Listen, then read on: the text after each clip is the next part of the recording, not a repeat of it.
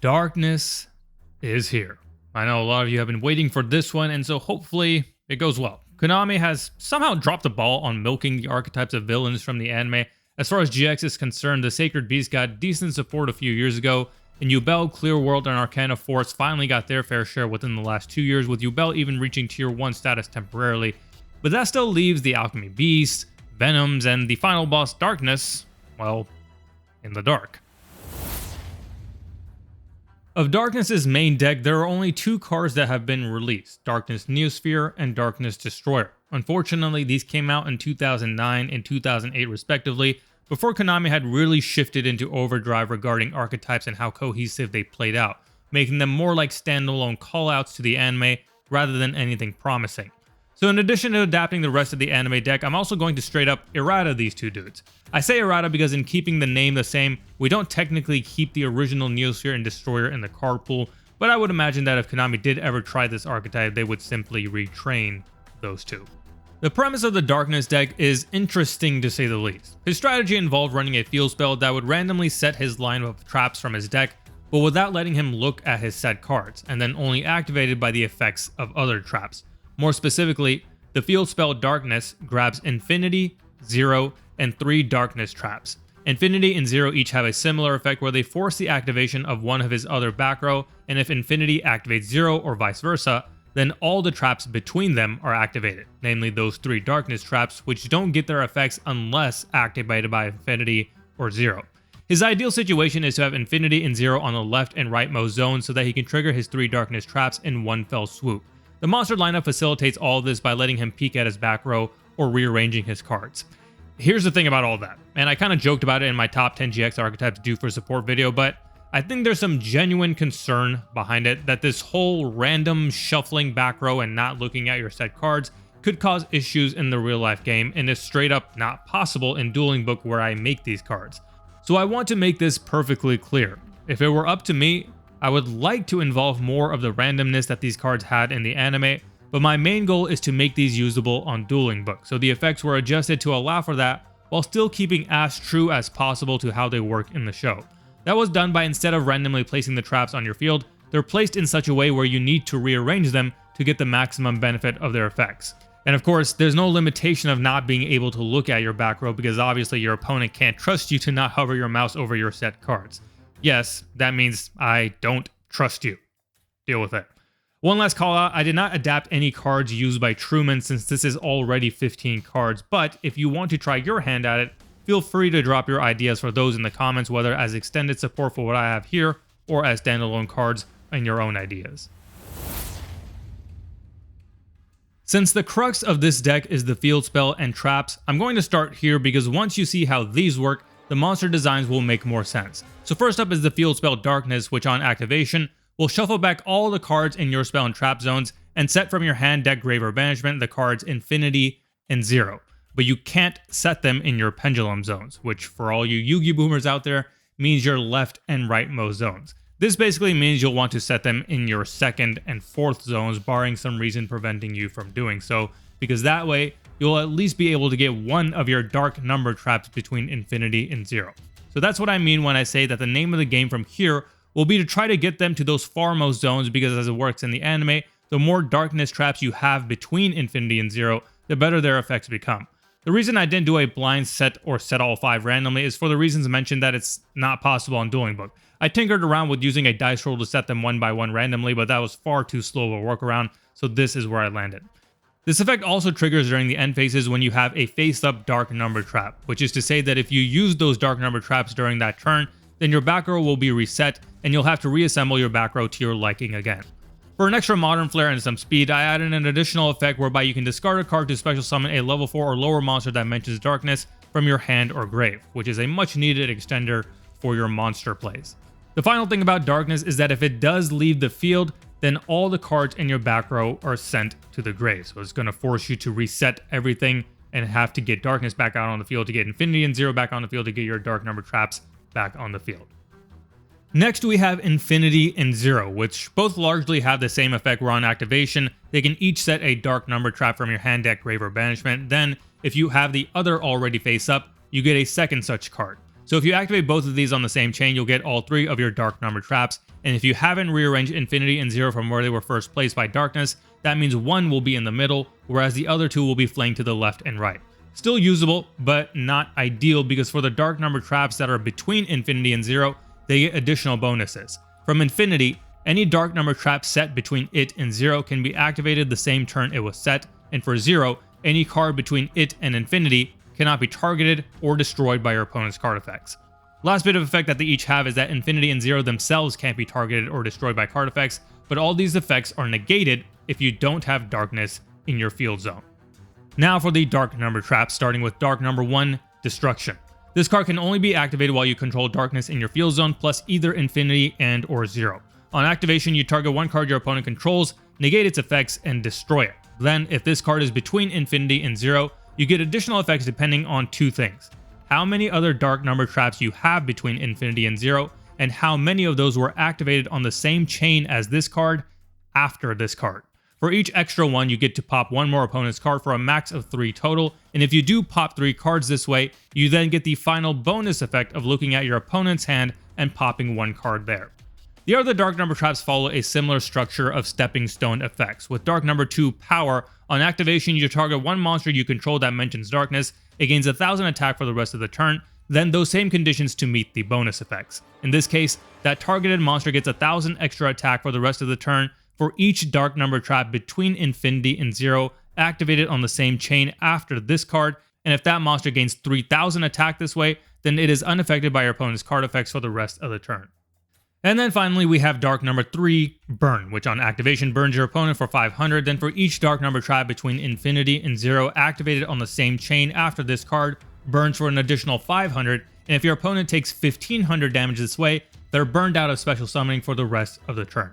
So, that was a lot. I promise the monster lineup is far more simple. I just needed the words here to properly explain how these cards function and build out that compounding effect by rearranging your back row to have Infinity and Zero on the far ends. The important thing to note here about all this is that yes, you want to activate all 3 dark number traps in one chain, but you'll only get the maximum effect of one of them, the one you activate first. You'll get the slight bonus of the second one you activate, and then the third one you activate will only get its first effect. So it really just depends on the game state, what order you want to go in. I'll go in reverse order of how I usually do by starting with the high level monsters first, kicking off with the errated Darkness Neosphere. Unfortunately, his current version doesn't do much for the deck, at least not as designed here, so here's his new effect. Can't be summoned or set except by the effect of cards that mention Darkness. He grants Darkness in your field zone targeting and destruction protection, so Darkness grants Infinity and Zero protection, Zero grants your dark number traps protection, dark number 2 can grant Neosphere protection, and Neosphere grants Darkness protection in one annoyingly but beautiful circle.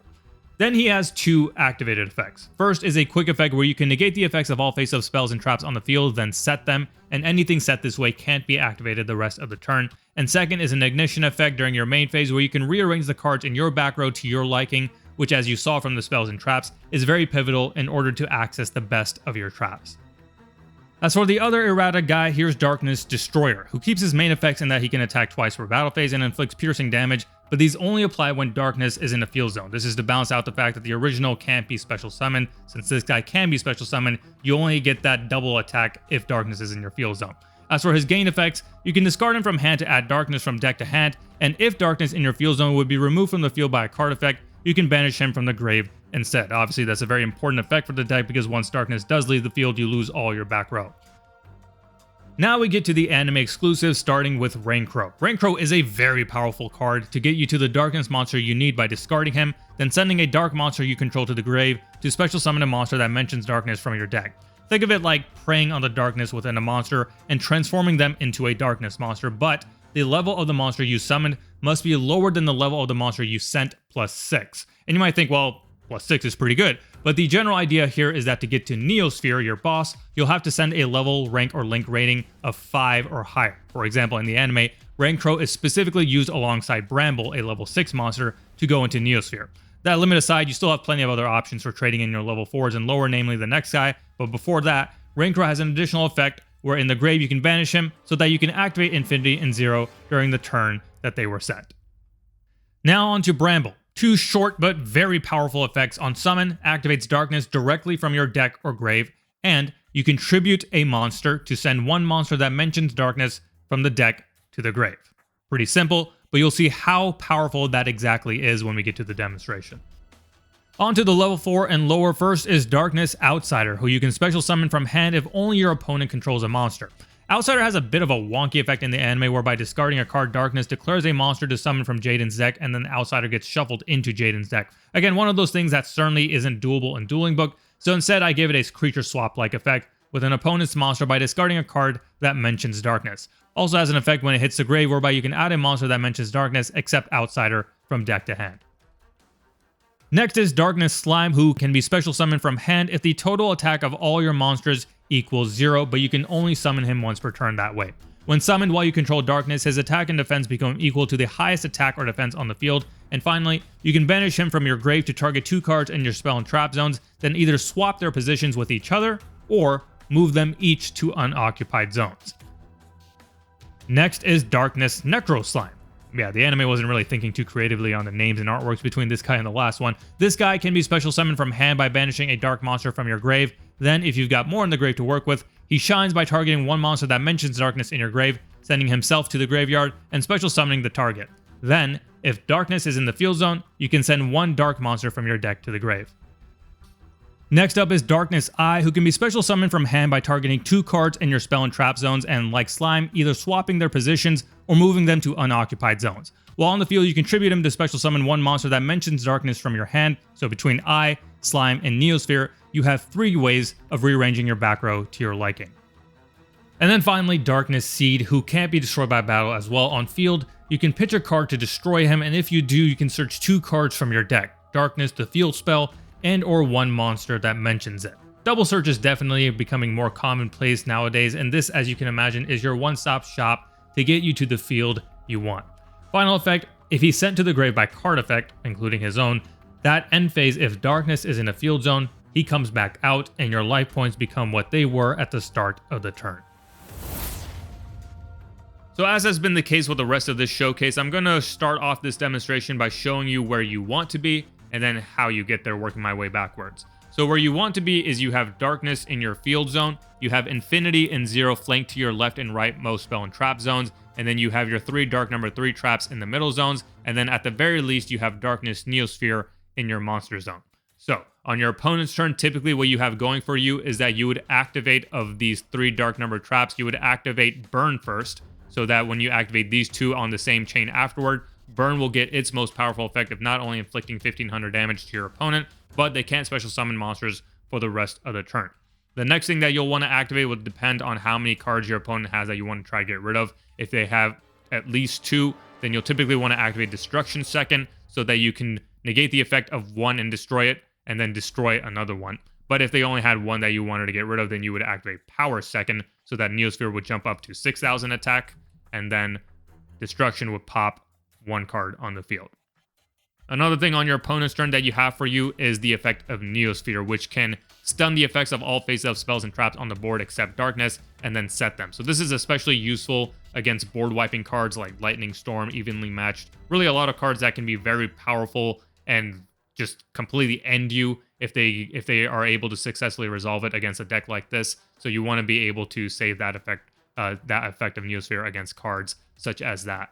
And then the final thing is that if you do have dark number traps face up on your board in the end phase, darkness is going to reset your back row, wherein you're going to have to shuffle back the 3 dark number traps, really everything, technically speaking, and then set back infinity and 0 to your spell and trap zones except the left and right most. So again, theoretically, you'd want to put them in the 2nd and 4th zones.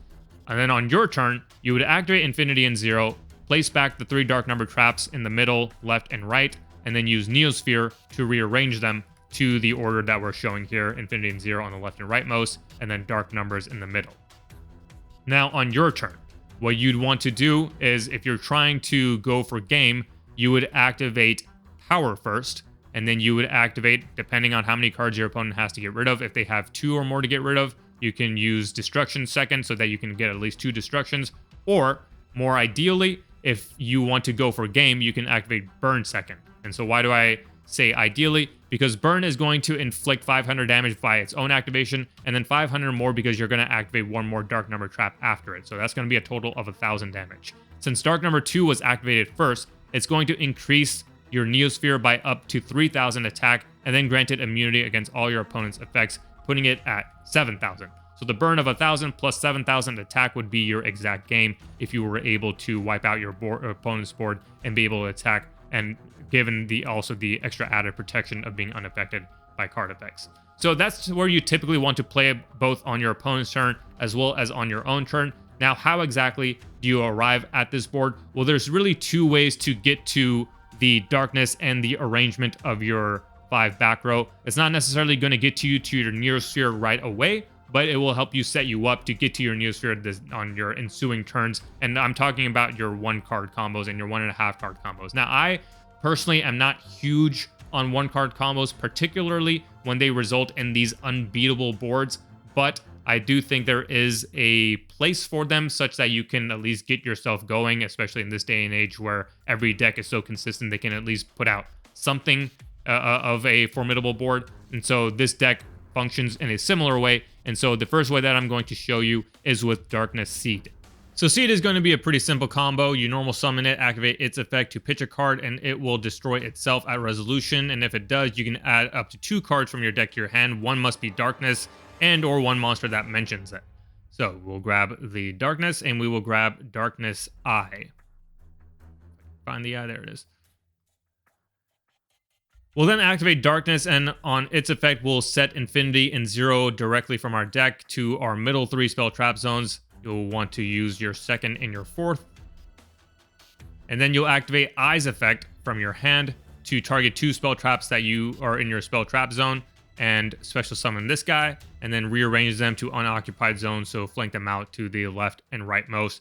And in the end phase, Seed is going to activate since it was sent to the grave by a card effect, and Darkness is in the field zone. It can come back out in the end phase, and your life points are restored to what they were at the start of the turn. In this case, that doesn't matter too much, but it can be helpful in a tight spot. So this is where we're going to end off. Pretty simple, straightforward. On your opponent's turn right away, you can activate Infinity and 0 to set your 3 dark number traps. And then since Infinity is on the board and 0, any dark number trap that is set between them can be activated at the same turn that they were set. So again, typically you want to use that burn first and then put the other 2 on top so you can block your opponent out of special summoning. But of course, if your opponent just has a big board, destruction can come in handy by being able to destroy up to 3 cards. Now, on your turn, assuming you've been able to stun your opponent, you get to your turn, you draw a card, you can pitch it with Seed to search out, again, Darkness and or a monster that mentions it. You don't have to search out Darkness if you don't want to in this case. We can, because why not? And we will grab Darkness Neosphere, and this will have destroyed itself. And then we can use Darkness Eye's effect to tribute itself to special summon a monster that mentions Darkness, in this case Neosphere. And again, I didn't do it just for the sake of time, but we do have our 3 dark number traps here on board. Or if we use them, then Darkness had to shuffle them back, in which case Infinity and 0 would be here. But regardless, what we have now for us is what I was showing you at the beginning of this demonstration, where you have Neosphere's ability to rearrange the back row to your liking. So you would activate Infinity and 0. I think this is lagging, it's not moving anything. So you would have Infinity and 0 set back the dark number traps to your left, middle, and rightmost zones, and then you would use Neosphere to rearrange Infinity and 0 to be on the edges, and you would get to that field that I was talking about at the beginning. So there's a second way to get to that, and that is going to be your Bramble. So Bramble is a level 6 monster that doesn't have a way to special summon it by itself, but this is where a card like Lonefire Blossom can be really critical for the deck, because not only is Bramble a plant monster, but so is Seed. So if either one of those lines are blocked, you can use Lonefire to go into your other one. Lonefire has some issues because if it does get blocked itself, then you don't have too many extenders that can play off of that. But if Lonefire does go through, very powerful for the deck, because it can get you to both your lines that can set you up with your ideal field. In this case, let's go with the Bramble line. So Bramble on summon will activate Darkness directly from the deck. We will do that, and again, set Infinity and 0 to our 2nd and 4th zones. And then we'll activate the effect of Bramble to tribute a monster. In this case, we'll tribute itself to send a monster that mentions Darkness from deck to grave. So let's go send the Darkness Outsider. Darkness Outsider, when it is sent to the grave, can allow us to add a monster that mentions darkness from deck to hand, except Darkness Outsider. So we will grab the Necro Slime. Necro Slime can be special summoned from the hand by banishing a dark monster from the grave. So we'll banish the Outsider, and then we can use its effect to target a monster that mentions darkness in our grave, tribute it to send it to the grave to special summon it, and we will bring back out Bramble. And then since darkness is in a field zone, Necroslime's the rest of its effect will resolve, where we can send a dark monster from deck to grave. We will send the Neosphere. So now on our, not the Neosphere, the Slime. So now we can use Slime's ability to banish itself from the grave to rearrange, kind of like what we did with Eye, except Slime works out from the graveyard. We can rearrange Infinity and Zero to the left and right most, so that on our opponent's turn, we can again set up our dark number traps thanks to Infinity. We can activate any of them the turn that they were set if they are between Infinity and Zero. So we can do our special summoning stun, we can use our destruction effects, and then on our next turn, we can go into something like using Bramble's effect since it's still on the board, tribute itself to send, this is where we send Neosphere from deck to grave. And then, depending on if you had, shuffled back up darkness and stuff, you would draw something like Burn. But in any case, you could use whatever you drew with the effect of darkness, discard it to special summon a monster that mentions darkness that is level 4 or lower from deck, from hand or grave. So in this case, we'll bring back out the Necro Slime, and then Necro Slime's effect can activate to special summon the Neosphere. And this is, again, that ideal game state that you want to be in. So this archetype is definitely a step up in terms of the power level compared to some of the other ones I've designed. And the reason I did it that way is because Darkness being the final villain of GX, I felt like he deserved a very powerful deck. Certainly not tier 1 by any means. There are a lot of inherent weaknesses with the deck, such as drawing any one of those continuous traps. They don't really do much for you if you draw them, other than work as discard fodder. But the deck does have a number of 1 and 1.5 card combos to get you to a pretty decent stun board, as well as 2 card combos that can get you to this ideal board where you can really control the pace of the duel, destroy cards at your liking, and just keep going until you overpower your opponent with the power of darkness. So I know a lot of you guys were waiting for this one. Hopefully I did right by it. So that does it for the Darkness deck. Hope you enjoyed. This one truly was a challenge to adapt given its unorthodox style from the anime, which I suppose is the reason why Konami hasn't even attempted it, but who knows what they might plan for the future. As for this channel's future, make sure to subscribe because 2 weeks from now, we're taking it back to one of the earliest archetypes in the game's history.